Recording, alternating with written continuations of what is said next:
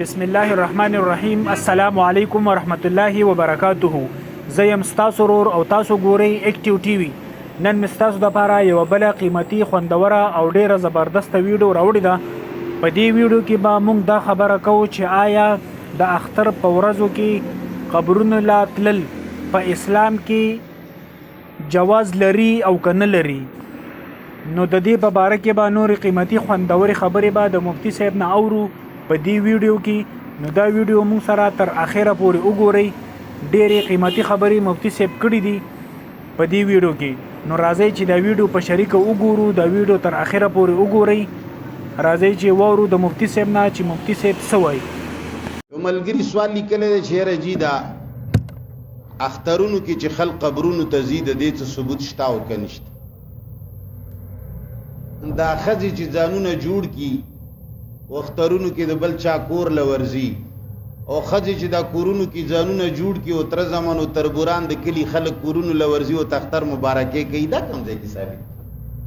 خو چې کوی د چا پلار به ووایي چې دا نشته، تاسو یې کوئ موږ غلي یو بس ای به دا واده کې چې ګډېږي دا کوم ځای کې ثابت؟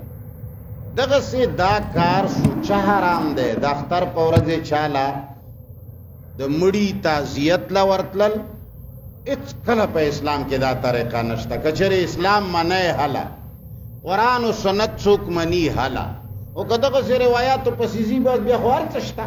لکه زمونږ اهل حدیث یاران ورپسې روان دي، هر روایت حدیث دی، هر روایت حدیث دی. او د بریلیانو والا هم بیا حدیث دي، بس بیا ګډېږي وروره.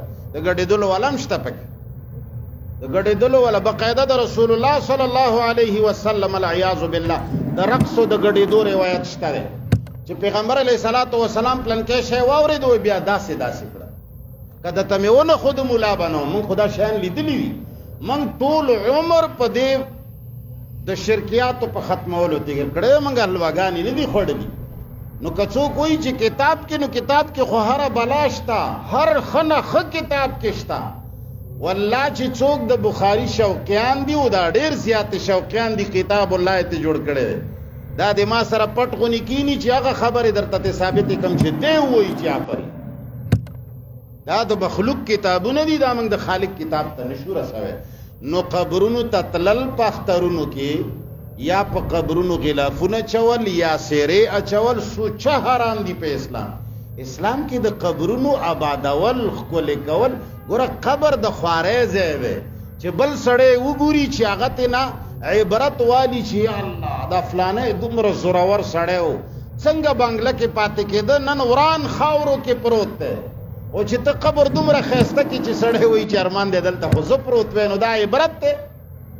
دا خو عبرت نه دی. ته پې دومره سیرې واچوي او دومره ښکلې ښځې پې کېنوي چې د ملا هم زړه کېږي چې دې قبر خوا کې زه ناست وی، دا سرې سپینې خو به مې لیدې. قبرونو نه راته ناوې مه جوړوئ، اسلام کې دا نشته. اسلام کې د عبادت او د عمل او د عقیدې ښایست راغلی دی. الله دې موږ تاسو ته توفیق راکړي. اللهم صل علی محمد